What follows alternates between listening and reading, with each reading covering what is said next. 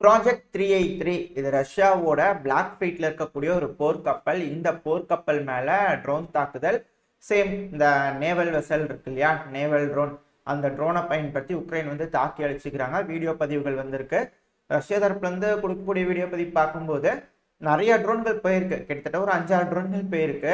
அந்த வார்ஷிப் எல்லாத்தையும் சுட்டு தள்ளி இருக்கு. சுட்டு தள்ளினாலும் சில ட்ரோன்கள் போய் அடிச்சிருக்கு அப்படிங்கிறது புரிஞ்சுக்க முடியுது. உக்ரைன் தரப்புல எப்படி அடிச்சோம் அப்படிங்கிற வீடியோ பதிவு ரிலீஸ் பண்ணிக்கிறாங்க. ஆக உக்ரைன் சொன்ன மாதிரி இந்த கருங்கடல்ல அவங்களோட ஆதிக்கத்தை காமிச்சிட்டு தான் இருக்கிறாங்க. ரஷ்யாவுக்கு இப்ப வரைக்கும் இது என்ன பண்ணலாம் அப்படிங்கிறதுக்கு ஒரு ஐடியா இல்ல, தடுத்து நிறுத்ததுக்கான வழி இல்லாத போலதான் தெரியுது. ஏன்னா நிறைய போர்க்கப்பல்கள் காலி. ஏன்னா இந்த பிப்ரவரி மாசத்துல 2 போர்க்கப்பல், இப்போ ஒரு போர்க்கப்பல்னா இந்த வருஷத்துலயே வந்து பாத்தீங்கன்னா ஒரு 3-4 போர்க்கப்பல் கிட்ட காலி ஆயிடுச்சு ரஷ்யா கிட்ட. இதுக்கு பதிலடி கொடுக்கும் விதமா ரஷ்யா என்ன செய்ய போறாங்க அப்படிங்கிறது தான் இங்க ஒரு கேள்வி.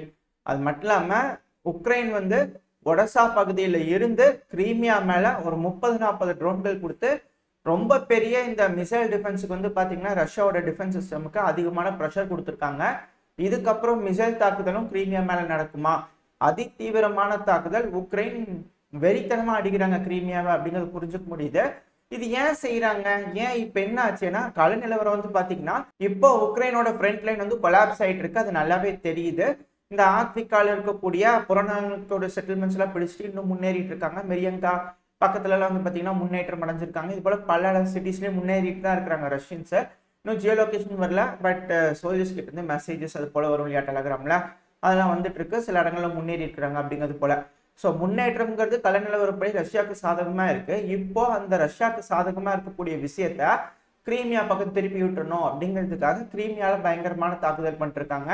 ஆக ரஷ்யாவை திசை திருப்புறதுக்காகவும் அவங்களோட முன்னேற்றத்தை தடுக்கிறதுக்காகவும் உக்ரைன் இது போல செய்யறாங்க அப்படிங்கிறாங்க. ஆனா ரஷ்யா கிட்ட இப்போதைக்கு இந்த நேவல் ட்ரோன்கள் எப்படி தடுக்கிறது அப்படிங்கிற ஒரு ப்ராப்பரான விஷயம் இன்னும் கண்டுபிடிக்கல அப்படிங்கிறது தெரிய வருது. கூடிய சீக்கிரத்துல ரஷ்யா இது போல ட்ரோன்களுக்கு ஏதாவது மாற்று கண்டுபிடிக்கிறாங்களா அப்படிங்கிறத பொறுத்து இருந்து பார்ப்போம். ட்ரில்லுங்கிறது இங்க மட்டும்தான் அங்க மட்டும்தான் இல்லை, எல்லா பக்கத்துலயும் ட்ரில் நடந்துட்டு இருக்கு. ஏன் நம்ம நாட்டுல கூட ட்ரில் நடந்துட்டு இருக்கு. நம்மளும் ஜப்பானும் சேர்ந்து சில ட்ரில்லா செஞ்சு பார்த்துட்டு இருப்போம். அது ஒரு சைடு இருக்கட்டும். பட் ஆனா இப்ப வந்து பாத்தீங்கன்னா தாய்லாந்துல வந்து பாத்தீங்கன்னா ட்ரில் நடந்துட்டு இருக்கு. இந்த தாய்லாந்துல 30 நாடுகளுக்கும் மேல வந்து பாத்தீங்கன்னா ஜாயின் பண்ணிக்கிறாங்க. இதுல நம்மளுக்கு சீனாக்கு ஒரு ஒத்துமை இருக்கு. என்னன்னா ஹியூமானிட்டேரியன் அடிப்படையில மட்டும் நாங்க பண்ணிக்கிறோங்க அப்படிங்கிறது போல அதுக்கு மட்டும் நம்ம பார்ட்டிசிபேட் பண்ணுவோம். மொத்தம் 10,000 ராணுவ வீரர்களாமா, air force, naval force, land combat ஃபோர்ஸ்னு பலவிதமான ராணுவ பயிற்சி நடக்கும் போது மொத்தம் 10,000 வீரர்கள் வந்து பார்ட்டிசிபேட் பண்ணுவாங்க 30 நாடுகள்ல இருந்து அப்படிங்கிறாங்க. இது ஒரு மிகப்பெரிய ட்ரில் தான். ஆனா இங்க மட்டும்தான் ட்ரில்களா அப்படின்னு பாத்தீங்கன்னா இல்லைங்க. இன்னொரு பக்கமும் ட்ரில் நடந்துட்டு இருக்கு. அசர்பைஜான் இந்த சமீபத்தில் துருக்கிட்டு இருந்து வாங்கின ட்ரோன்களை சோதனை வச்சு பாக்குறது, அப்புறம் பல வகையான ட்ரில்கள்லாம் செஞ்சுட்டு இருக்காங்க. அது இப்போ புதுசா நகர்னோ கார்பாக் எடுத்தாங்க இல்லையா, ஒரே குஷியா இருக்குது அவங்களுக்கு. அங்கதான் எல்லா ட்ரில்லும் செஞ்சுட்டு இருக்கிறாங்க. அது மட்டும் இல்ல, இங்க அர்மேனியா வந்து பாத்தீங்கன்னா ரஷ்யா ஏங்க இருக்குங்க, இது 2 நாளைக்கு முன்னாடியே சொல்ல வேண்டியது நான் மறந்துட்டேன், அதனால இப்ப சொல்றேன். ரஷ்யா இங்கிருந்து கிளம்புங்க, தயவு செஞ்சு உங்க ராணுவத்தை தூக்கிட்டு கிளம்புங்க, எங்களுக்கு நீங்க வேண்டாம் அப்படிங்கிறது போல மக்கள் போராட்டம் பண்ண ஆரம்பிச்சுக்கிறாங்க. இன்னும் அரசாங்கத்து தரப்புல இருந்து வந்து பாத்தீங்கன்னா ரஷ்யாவுக்கு வந்து எந்த ஒரு கோரிக்கையும் வைக்கலான்னு ரஷ்யா தரப்புல சொல்லிக்கிறாங்க. ஆனா இப்பதான் ஆரம்பிச்சிருக்கு. இதுக்கு மேல அர்மேனியா என்ன செய்வாங்க, கொஞ்சம் நல்லா கிளப்பி விட்டுட்டு நல்லா கொழுந்து விட்டு எரியும் போது எங்க நாட்டுல ஒரே பிரச்சனையா இருக்குதுங்க, வேணா அங்க கிளம்பிடுங்க அப்படிங்கிறதோட அர்மேனியா சொன்னாலும் ஆச்சரியப்படுறதுக்கு இல்லை அப்படிங்கிறதோட சொல்லப்பட்டிருக்கு. எங்க அர்மேனியா மேற்கு நம்பி போன உக்ரைனோட நிலைமையை பார்த்தீங்களா, என்னங்க நீங்க மேற்கு நம்பி போறீங்களா அப்படின்ற கேள்வி வருது. இல்ல, அவங்க நம்மளையும் நம்பிதான் இருக்கிறாங்க, நம்ம கைவிட மாட்டோம் இல்லையா, நம்மளும் சில ஆயுதங்கள்லாம் கொடுத்துருக்குறோம், பட் முழுசா யாரையும் நம்பி இருக்கக்கூடாது அப்படின்னு அர்மேனியா முடிவு எடுத்துக்கிறாங்க. ஆனா முக்கியமா ரஷ்யாவோட பேஸ் அங்க இருக்கக்கூடாது அப்படிங்கிறாங்க.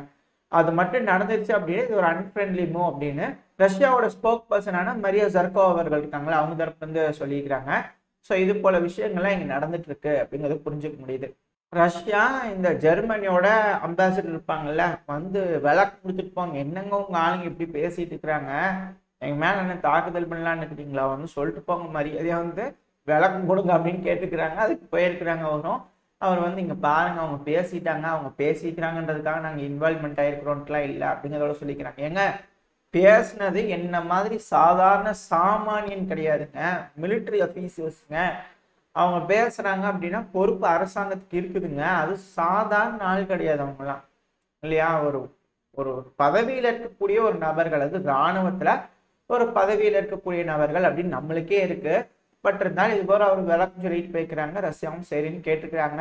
இது எப்படி அப்படிங்கிறது தெரியல. திமித்ரி மெத்வதேவ் அவர்கள் வந்து கொந்தளிச்சுக்கிறாரு, இந்த லாவ்ரோவ் அவர்களும் கொந்தளிச்சுக்கிறாரு. அதாவது 300-400 வருஷமா இந்த ஜெர்மனிக்கு இதே வேலைங்க, யூகேக்கு இதே வேலைங்க, எங்களை சண்டை பிடிச்சிட்டே இருக்கதே உங்களுக்கு வேலைங்க, எங்களை டாமினேஷன் பண்ணிக்கிட்டே இருக்கணும் அப்படிங்கிறது யூகேக்கு இருக்குது அப்படின்னு லாவ்ரோவ் அவர்கள் சொல்லிக்கிறார். திமித்ரி மெத்வதேவ் அவர்கள் எங்களை ஏமாத்துறதே வந்து ஜெர்மனிக்கு ஒரு வேலைங்க அப்படிங்கிறது இவர் சொல்லிக்கிறாரு. ஆக இது போல பல வேலைகள்லாம் நடந்திருக்கு. இது கூட ஜெர்மனி இன்னொன்று செஞ்சுக்கிறாங்க. ஏங்க இதுக்கு மேல நம்ம ஸ்கால்பு, ஸ்டார்ம்ஷாடோ, இந்த டாரஸ் மிசைல உக்ரைனுக்கு கொடுத்தோம்னா அதை கண்டுபிடிச்சு அந்த இடத்து மேல தாக்குதல் பண்ணிடுவாங்க. அதனால கொஞ்சம் சூதானமா இருக்கணும்.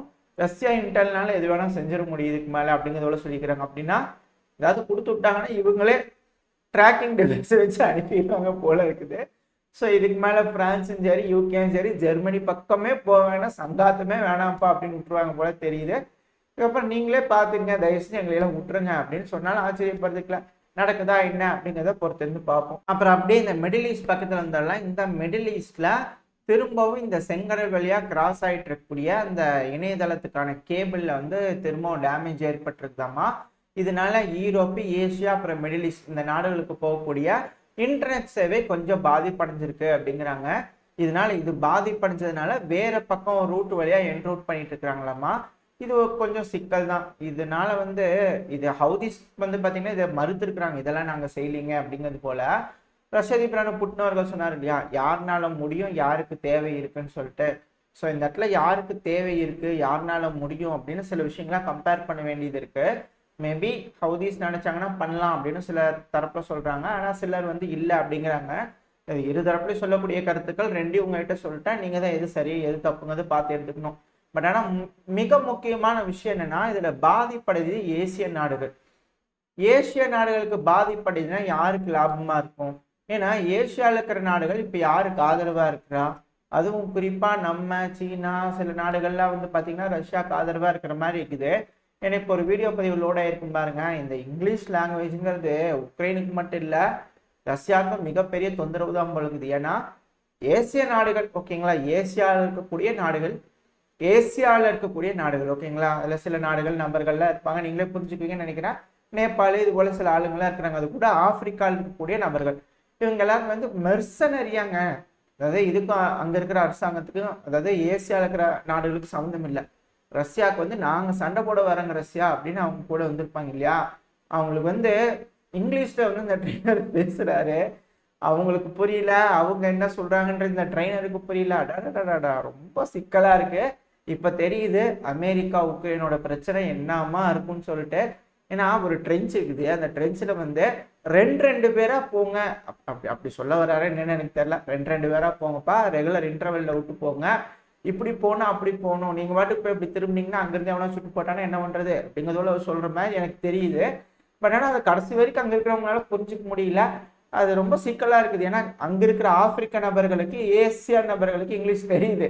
ஆனா ரஷ்யாவில் இருக்கிற அந்த ட்ரெயினருக்கு வந்து இங்கிலீஷ் தெரியலையே, என்ன பண்றது, கஷ்டமா தான் இருக்கு. ஆனா இங்க வந்து உள்டா, அங்க இருக்கிற அமெரிக்கால இருக்கிறவங்களுக்கு, இந்த யூரோப்ல இருக்கிறவங்களா இங்கிலீஷ் தெரியுது. ஆனா இங்க ட்ரைனிங் எடுக்க போனவங்களுக்கு இங்கிலீஷ் தெரியலையே. இடம் மாத்திக்கலாமா, கட்சி மாறிக்கலாமா அப்படிங்கிறது போல இருக்கு. பட் என்ன பண்றது, ஒன்றும் பண்ண முடியாது. ஏன்னா உக்ரைன் ஆளுங்கெல்லாம் கூப்பிட்டு நீங்க ட்ரைனிங் கொடுங்க, இங்க இருக்கிற ஆளுங்கெல்லாம் கூப்பிட்டு நீங்க ட்ரைனிங் கொடுங்க, ட்ரைனிங் முடிச்சதுக்கு அப்புறம் எக்ஸ்சேஞ்ச் பண்ணிக்கலாம் அப்படிங்கிறது போல ஒரு டீலிங் போட்டால் தான் கரெக்டா இருக்கும் போல இருக்குது. ஒரு விஷயம் தெரிஞ்சுக்க வேண்டிய விஷயம். எல்லா நாடுகளும் பார்ட்டிசிபேட் பண்றாங்களா அப்ப இந்த ரஷ்யா உக்ரைன் பிரச்சனை இல்லை அப்படின்னு கேள்வி வருது. மெர்சனரிஸுங்க, நாடுகள்லாம் பார்ட்டிசிபேட் பண்ணல, அவ்வளவுதான். இது எப்படி உக்ரைன் சொல்றாங்க அதே போலதான் ரஷ்யாவும் விருப்பப்பட்டு வராங்க. ஃப்ரீ லீஜியன் இல்லையா, அதெல்லாம் யாராலையும் தடுக்க முடியாது. இப்போ நம்ம திரும்பி மிடில் ஈஸ்ட்கே வந்துடலாம். அப்புறம் இந்த மிடில் ஈஸ்ட்ல இன்னொரு பதிவு லோட் ஆயிருக்கும். முதல் முறையா எம்எல்ஆர்எஸை பயன்படுத்தி இஸ்ரேலோட நிலைகள் மேல லெபனான் வந்து தாக்குதல் பண்ணிக்கிறாங்க. எதுக்கான மிக முக்கியமான ஒரு நபர் லெபனான் தரப்புல இறந்துட்டாங்க. நம்ம நேற்று கூட பார்த்துருப்போம், ஒரு மேப்ல ஒரு கார்ல வந்து தாக்குதல் நடந்திருக்குன்னு சொல்லி பார்த்துருப்போம் இல்லையா. ஸோ அதுல வந்து மிக முக்கியமான ஒரு நபர் இறந்துட்டாரு, லெபனானை சேர்ந்தவங்க. அதனால ஈரான் வந்து கிரீன் லைட் கொடுத்துச்சு, அடிச்சுக்க பார்த்துக்கலாம் அப்படிங்கிறது போல ஹிஸ்புல்லா தரப்புல சொன்னதான் நியூஸ் பேப்பர் சொல்லிட்டு இருக்கிறாங்க. இவங்க அடிச்சு விடுவாங்க, ஏன்னா போன பதில நம்ம பார்த்துருப்போம் இல்லையா, ஈரான் வந்து சூடான் கிட்ட போய் கேட்டாங்களாமா பேஸ் வச்சுக்கிறேன்ட்டு, அதுக்கு சூடான் வந்து வேண்டாம் போங்க அப்படின்னு போய் ரிஜெக்ட் பண்ணிட்டாங்களாமா அப்படின்னு சொல்லியிருந்தாங்க இல்லையா. ஸோ அப்பேற்பட்ட ஆளுங்க. பட் ஆனால் இவங்க இது போல சொல்றாங்க அப்படின்னா லெபனானும் வந்து MLS தாக்குதல் பயன்படுத்துறாங்க அப்படின்னா ஏதோ ஒரு விஷயம் இருக்குது அப்படிங்கிறத தெரிஞ்சுக்க முடியுது. இஸ்ரேல் தரப்புல இருந்து என்னன்னா அடுத்தது லெபனான் தான் அப்படிங்கிறத சொல்லிக்கிறாங்க. அப்ப அந்த பக்கத்துல மிகப்பெரிய பிரச்சனை வந்துடுமா, இந்த மிடில் ஈஸ்ட்ல இந்த பிராந்தியத்துல மிகப்பெரிய பிரச்சனையாயிருமான் இருக்கு. ஏன்னா ஹமாஸ் இப்பதான் பேச்சுவார்த்தைக்கு வரலாம் அப்படிங்கிற ஐடியாலஜி இருக்கிற மாதிரி தெரியுது. இப்படி இருக்கும்போது என்னங்க இது அப்படிங்கிறது போல இன்னொரு பக்கம் பிச்சுக்கிட்டு போயிடுச்சுன்னா எப்படி பிரச்சனை பெருசா இருந்தா, அதனால கொஞ்சம் பார்த்து எல்லாம் கண்ட்ரோல்டா இருங்க அப்படிங்கிறதோட சொல்லப்பட்டு வருது. இங்க என்ன நடக்க போகுது அப்படிங்கிறத பொறுத்து இருந்து பார்ப்போம். கடவுள் தான் இந்த பிரச்சனையெல்லாம் பெருசாக்காம அப்படியே மூடி அமைச்சிட்டாருன்னா கொஞ்சம் நல்லா இருக்கும், கொஞ்சம் எல்லாரும் நிம்மதியா இருக்க முடியும். அப்படி இல்லைன்னா 3ஆம் உலக போர் தான் அப்படின்னு எல்லாரும் சொல்லிட்டு இருக்கிறாங்க. அது மாதிரி எதுவும் ஆகாம இருக்கணும் அப்படின்ற நம்பிக்கையில இந்த பதிவை முடிச்சுக்கலாம். இந்த பதிவு எப்படி இருந்துச்சு, உங்களுக்கு பிடிச்சிருக்கா? பிடிச்சுன்னா லைக் பண்ணுங்க, ஃப்ரெண்ட்ஸ் அண்ட் ஃபேமிலியோட ஷேர் பண்ணிக்கோங்க. அது கூடவே மறக்காம இந்த பதிவு எப்படி இருந்துச்சு அப்படின்ற உங்களோட கருத்துக்களை கமெண்ட் செக்ஷன்ல சொல்லுங்க. இந்த பதிவு நல்லா இருந்துட்டு கூட நம்பிக்கையில் அடுத்த பதிவில் உங்களை சந்திக்கிறேன். அது வரைக்கும் ஸ்டே சேஃப், பை பை.